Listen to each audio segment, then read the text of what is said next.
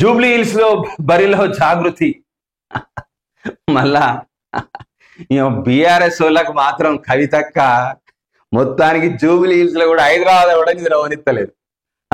మరి Jubilee hills లో కూడా పోటీ చేసే ఆలోచనలో కవితక్క ప్రణాళిక తీసుకుంటుందట. మరి బీఆర్ఎస్ మరి ఏం చేస్తుందో ఎట్లా చేస్తుందో అర్థమైతలేదు. ఇక బీజేపీ వాళ్ళది వాళ్ళకే ఉంది, కాంగ్రెస్ వాళ్ళ లొల్లి కాంగ్రెస్కే ఉంది. ఎవరు లొల్లి వాళ్ళకుంటే మొత్తానికి అయితే కవితక్క లొల్లి మాత్రం ఖతర్నాక్ ఉంది. జూబ్లీ హిల్స్ బరిలో జాగృతి. బీఆర్ఎస్ కు షాక్ ఇచ్చేలా కవిత స్ట్రాటజీ. గులాబీ ఓట్ బ్యాంక్ చీలికకు ప్లాన్. ముఖ్య నేతలతో ఇంటర్నల్ రివ్యూ. తొలిసారిగా జాగృతి పేరుతో పోటీకి సన్నద్ధం. ఇప్పటికే నియోజకవర్గంలో సైలెంట్ సర్వే. కవిత చర్యలతో కంగారు పడుతున్న బీఆర్ఎస్ శ్రేణులు. బస్ ఇంకేముందిగా, ఇప్పటికే నియోజకవర్గంలో చాలా సీక్రెట్ గా మొత్తానికైతే సర్వేని అయితే స్టార్ట్ చేసిందట. మొత్తానికైతే బీఆర్ఎస్ శ్రేణుల మాత్రం ఖతర్నాక్ ఆందోళన ఉంది. ఎవరు ఏమనుకున్నా సరే, నన్ను ఎవరు విమర్శించినా సరే, ఏదైనా సరే బీఆర్ఎస్ వాళ్ళకు మాత్రం కునుకు లేకుండా ఎత్తాంది.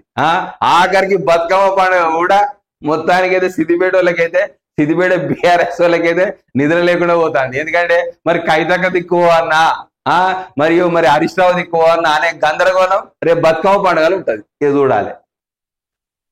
చూడండి ఇక జూబ్లీ హిల్స్ ఉప ఎన్నికల్లో బరిలో తెలంగాణ జాగృతి నిలుస్తుందా అంటే అవుననే సమాధానం వినిపిస్తుంది.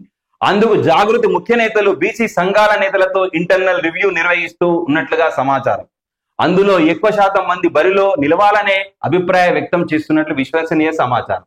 కవిత జాగృతి తరపున బరిలో దిగుతుందా అంటే ఇక్కడ తను కూడా ఒక చిన్నగా ఎక్స్పెరిమెంట్ కూడా చేసుకోవచ్చు. నాకు కూడా ప్రజాబలం ఎంతుంది, అసలు ఏంది అనేది కూడా ఒక టెస్ట్ లాగా కూడా జూబ్లీ హిల్స్ నుంచి జాగృతి నుంచి పోటీ చేసే అవకాశం అనేది తనకు ఏదో సంకల్పంతో ముందుకు పోయే అవకాశం కూడా ఉంటది. దీనిలో సందేహం ఏం లేదు.